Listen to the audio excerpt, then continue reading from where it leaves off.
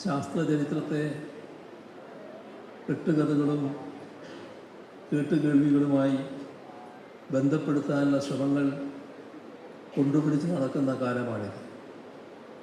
അത്തരമൊരു ഘട്ടത്തിൽ ശാസ്ത്രത്തെക്കുറിച്ചുള്ള ശരിയായ ചരിത്രബോധം ഉണ്ടാവേണ്ടത് ഏറെ അനിവാര്യമാണ്.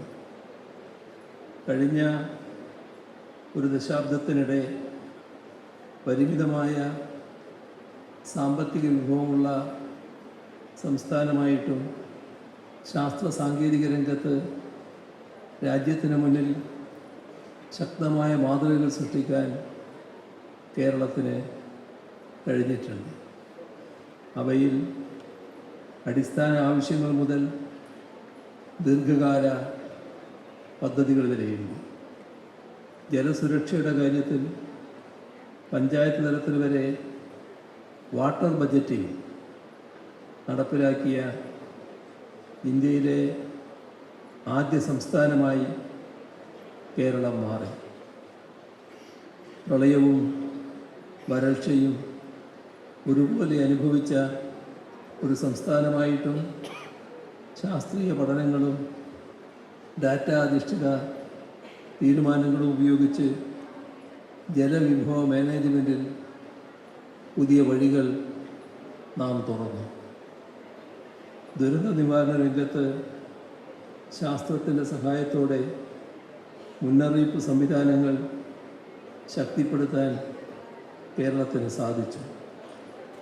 ജീവനും ഉപജീവനവും ഒരുപോലെ സംരക്ഷിക്കാൻ കഴിഞ്ഞത് ശാസ്ത്രം ഭരണത്തിൻ്റെ ഭാഗമാകുമ്പോൾ ഉണ്ടാകുന്ന മാറ്റത്തിൻ്റെ തെളിവാണ്. കാലാവസ്ഥാ വ്യതിയാനം എന്ന വലിയ വെല്ലുവിളിയെ കേരളം ഒരിക്കലും അവഗണിച്ചിട്ടില്ല. കാലാവസ്ഥാ പഠനങ്ങൾ, തീരദേശ സംരക്ഷണ ഗവേഷണങ്ങൾ, പരിസ്ഥിതി മാനേജ്മെൻറ്റ് പദ്ധതികൾ ഇവയെല്ലാം ശാസ്ത്രത്തിൻ്റെ പിന്തുണയോടെയാണ് മുന്നോട്ട് കൊണ്ടുപോയത്. ആരോഗ്യശാസ്ത്ര രംഗത്ത് ഇൻസ്റ്റിറ്റ്യൂട്ട് ഓഫ് അഡ്വാൻസ്ഡ് വൈറോളജി അതുപോലുള്ള സ്ഥാപനങ്ങൾ, ബയോടെക്നോളജി, ന്യൂട്രാസ്യൂട്ടിക്കൽ ഗവേഷണങ്ങൾ, ഇതെല്ലാം കേരളത്തെ ദേശീയ തലത്തിൽ ശ്രദ്ധേയമാക്കി. 1000 കോടി മുതൽ മുടക്കിൽ സ്ഥാപിക്കുന്ന സയൻസ് പാർക്കുകളിൽ ഒരെണ്ണം പ്രവർത്തനം ആരംഭിച്ചു.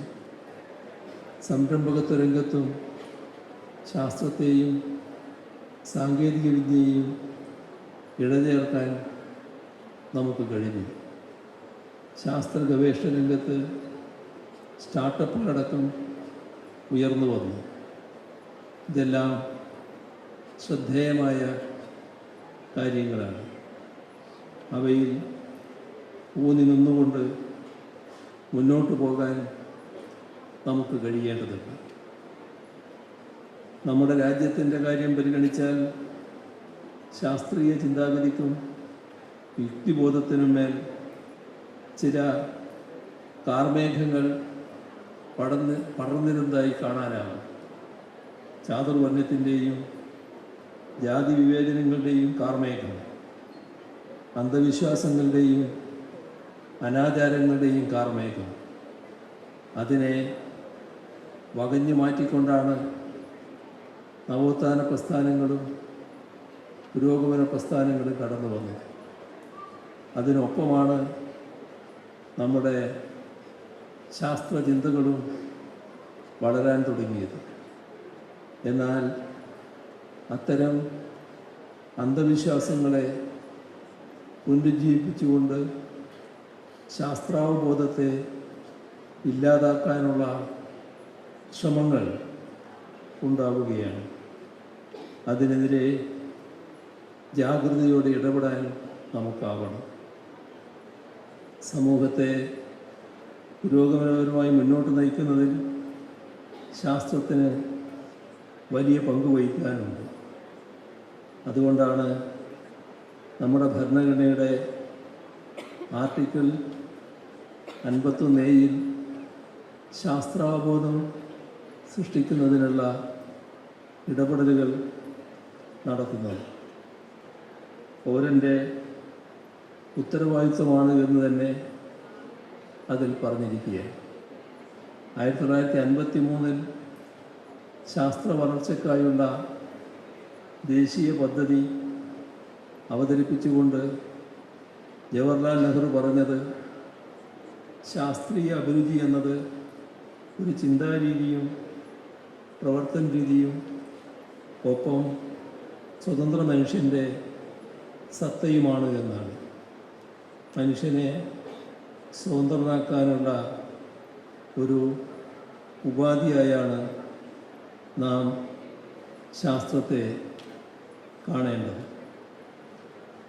നമ്മുടെ രാജ്യത്ത് അന്ധവിശ്വാസങ്ങളും അനാചാരങ്ങളും തിരികെ കൊണ്ടുവരുന്നതിനെ നല്ല രീതിയിൽ ചെറുക്കാൻ നമുക്കാവണം.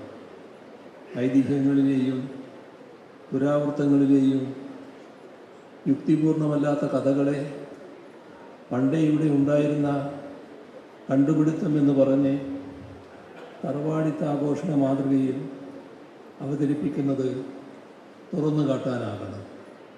അതിനുതകും വിധത്തിൽ ശാസ്ത്രവിജ്ഞാനത്തെയും ഗവേഷണങ്ങളെയും പ്രയോജനപ്പെടുത്തുന്ന ചർച്ചകൾ ഈ സമ്മേളനത്തിൻ്റെ ഭാഗമായി ഉയരും എന്ന് പ്രതീക്ഷിച്ചുകൊണ്ട് 38ാം കേരള സയൻസ് കോൺഗ്രസിൻ്റെ ഔപചാരികമായ ഉദ്ഘാടനം സന്തോഷപൂർവ്വം നിർവഹിച്ചതായി അറിയിച്ചുകൊണ്ട് അവസാനിപ്പിക്കുന്നു. നിങ്ങൾക്കെൻ്റെ സ്നേഹാഭിവാദനം.